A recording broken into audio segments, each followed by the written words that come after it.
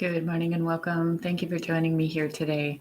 If you found yourself here, there may be a message for your healing journey, soul's evolution, transformation, and or simply information.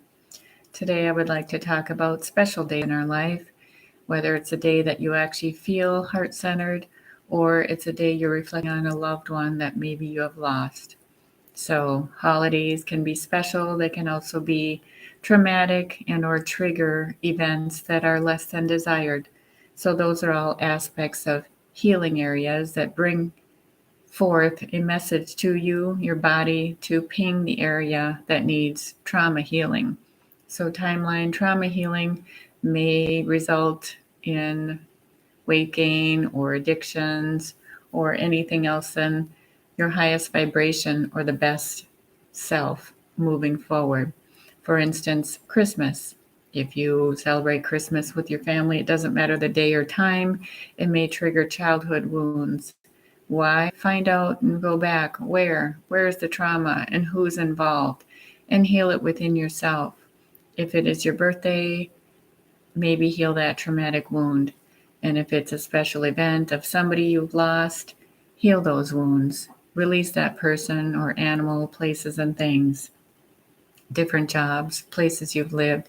Heal all aspects and release it because the next person involved in that area, whether it's a job or maybe it's a place you lived or an animal, want to heal and transform into the new energy, the new light. If it is your birthday and you never felt acknowledged and or appreciated, celebrate yourself. Figure out why that childhood wound is still there. Go ahead and celebrate with friends and family. Maybe it's a stranger. Go have dinner or lunch with somebody new. Or maybe buy yourself a cupcake or a cake.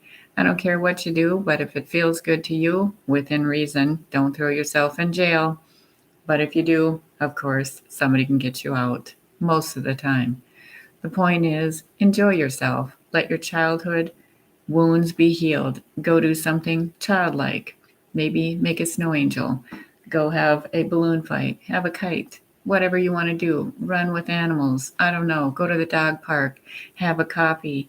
Watch a funny movie. Whatever it is that pings that energy that is in neglect or void of in that area. Usually it's your sacred energy that needs to be healed. Enjoy yourself. Write yourself a card. Buy yourself flowers, candy, whatever it is, and laugh. Figure out what it hurts, where it hurts, and how long it's been there. Allow it to be released. Take a walk and say, I release you now. Thank you for staying in my body, and I hosted it here. Where's the pain or the phantom pain? That's all things that come about. Some people I know hate their birthdays. Why? Because it brings pain. Figure out where it is. If you can't, there's energetic assistance where we can release it.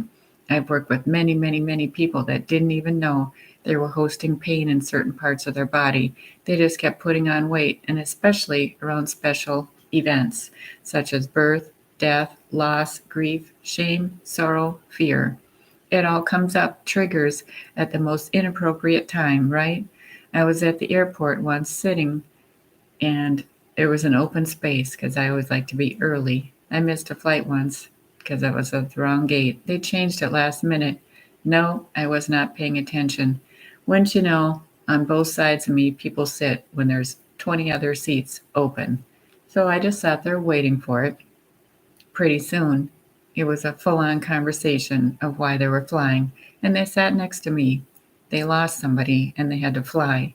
Their spouse and family was not speaking, but they sat next to me on either side. So we worked it out. We had a conversation, and I was able to diagnose and timeline back where this started. These people were in their 60s, and when they were 3, something happened. So eventually, and I was a stranger, but they sat next to me, we worked it out. So by the time they took their flight, and no, they didn't sit next to me in flight, they actually sat next to each other because I changed seats with them. They purposely chose different seats and different aisles, right? So I changed seats and made them sit together, and they had conversations for hours, working out their childhood wounds, and it wasn't even their reality. It was that perception. of what they were told or what they remember at age 3 and 5. So, all the way to Denver, hello, they figured it out. And I was so grateful. They actually turned back and said, "Thank you." And I said, "My pleasure." Why? All their life, they've had a battle, brother and sister, unnecessary, and they ruined their life and that timeline in between. But what I told them is, you can make up for lost time by saying, "I'm sorry, I was wrong, please forgive me, and I love you." The Ho'opono prayer will help. If you don't know what to say those things forward and backwards, or just simply say, "I'm sorry," with your eyes. Hold somebody's hand, give them a hug. They know at the heart, and it's your heart that will ping and understand their authenticity when they mean it. A lot of people can't say, "I'm sorry, please forgive me, I love you, I'm sorry," right? But when you do, it actually opens your heart space, and none of that shit matters, right? So they go to their parents' funeral, and their parents, who are resting in peace now because you give them a celebration of life, know that they finally worked it out, no matter what they said for the last 50 years, trying to get these two hardheads to release that anger. And that's what it is: unnecessary betrayal, unnecessary anger, unnecessary hurt, unnecessary pain, unnecessary fear, unnecessary shame, right? So release it with love back to heart center so you can have a life. I can tell you these two in particular, if I'd write a book, it'd be a great case study. Had relationships that never worked out, right? So how many times do we know people that are on their fifth marriage and you wonder they're saying the same thing about their spouses, their exes, and all of them showed up, I guess, at the funeral because I got emails years later. All of them. They loved the person. They were just unreasonable and hard-headed. Go figure. So one of them actually circled back to the first person they married and had a delightful relationship because they said they were sorry and they were actually in love. And the other one, I don't know. I don't know. Hopefully they lived a happy life because I never heard from them. Once they healed, they actually lived life.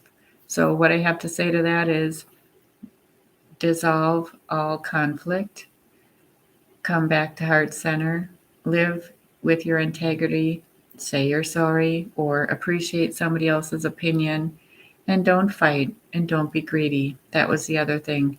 Whatever mom or whoever left this earthly plane wants to live in peace.